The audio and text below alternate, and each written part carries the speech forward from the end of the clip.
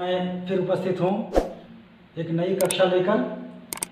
आज की कक्षा में हम जानेंगे झारखंडी भाषाओं की स्थिति क्या है, यानी उसका विभाजन, उसका वर्गीकरण किस तरह से है। पिछली कक्षाओं में हम लोगों ने जाना खोरठा भाषा के वर्ण परिचय के संबंध में, यानी खोरठा के वर्णों का अलग अलग तरह से विभाजन, उसका वर्गीकरण, उसकी क्या स्थिति है, इन बातों को हम लोगों ने पिछली कक्षाओं में समझा है। तो कई लोगों ने कहा कि झारखंड की जो भाषाएं हैं उनकी क्या स्थिति है, उनको किस तरह से विभाजित किया गया है, इससे संबंधित भी एक वीडियो आना चाहिए। तो उसी बात को ध्यान में रखते हुए आज मैं झारखंडी भाषाओं के वर्गीकरण को लेकर उपस्थित हूँ। तो जैसा कि आप देख रहे होंगे झारखंडी भाषाओं का विभाजन किस तरह से किया गया है।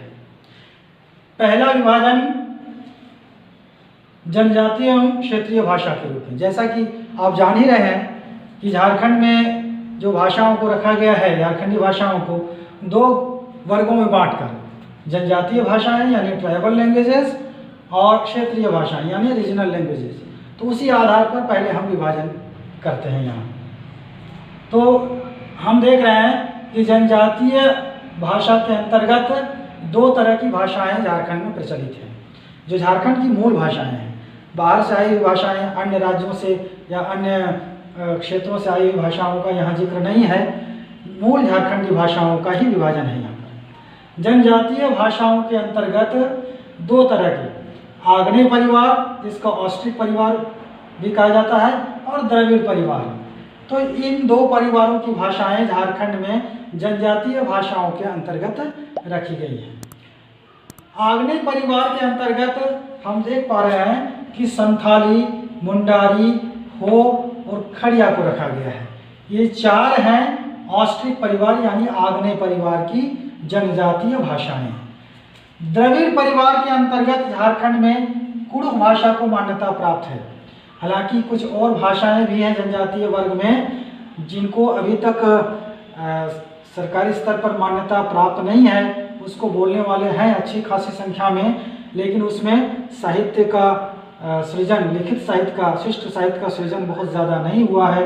अभी स्कूल कॉलेजों में इनकी पढ़ाई का भी प्रावधान नहीं किया गया है। तो यही 5 जनजातीय भाषाएं झारखंड में मान्यता प्राप्त हैं: संथाली, मुंडारी, हो, खड़िया और कुड़ुख, जिनमें से ये चार, प्रथम 4 ऑस्ट्रिक यानी आग्नेय परिवार से, और ये कुड़ुख जो है ये है द्रविड़ परिवार से।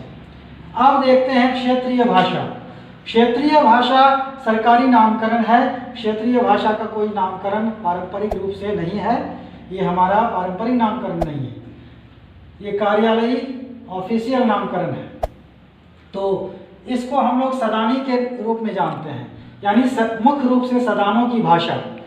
झारखंड के सदान यानी वैसे लोग जो झारखंड के मूल निवासी हैं लेकिन गैर आदिवासी हैं, वैसे लोगों को सदान कहा जाता है। और मुख्यतः उनके द्वारा बोली जाने वाली भाषाओं को सदानी भाषा। तो सदानी भाषा के अंतर्गत 4 भाषाएं बोली जाती हैं जिनको मान्यता प्राप्त है: खोरठा, नागपुरी, कुरमाली और पंचपरगनिया। ये 4 भाषाएं सदानी वर्ग की भाषाएं हैं। ये सदानी वर्ग की भाषाएं मुख्य, ये विश्व भाषा परिवार के अंतर्गत इसको देखें तो ये आर्य भाषा के अंतर्गत रखी गई है। हालांकि खोरठा के संबंध में थोड़ा विवाद है।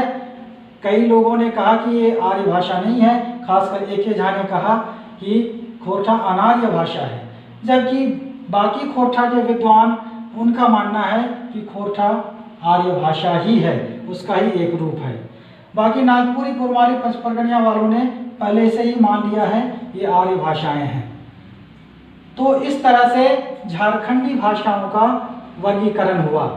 इससे संबंधित सवाल पूछे जाते हैं, GK में भी पूछे जाते हैं और खोरठा के प्रश्न पत्रों में भी ऐसे सवाल देखे गए हैं कि एकर मध्य कौन टा जनजातीय यानी ट्राइबल भाषा हके, और 4 ऑप्शन दे दिया जाएगा, जिनमें से 3 ऑप्शन इनमें से दे दिया जाएगा यानी क्षेत्रीय भाषा से, और 1 ऑप्शन दे दिया जाएगा इनमें से।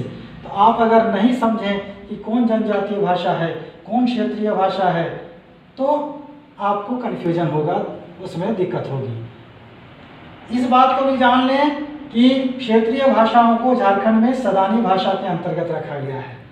कभी कभी ये भी प्रश्न पूछा जाता है कि एकर मध्य सदानी भाषा कौनटा नाय हके, 3 गो सदानी भाषा दे दिया जाएगा, एक ट्राइबल, तो वहाँ भी आपको ये जानकारी बहुत ही सहायक साबित होगी। तो इन बातों को भली भांति समझ लें। इससे संबंधित और भी किसी तरह का प्रश्न होगा तो आप मेरे फ़ोन नंबर से फ़ोन करके पूछ सकते हैं। धन्यवाद।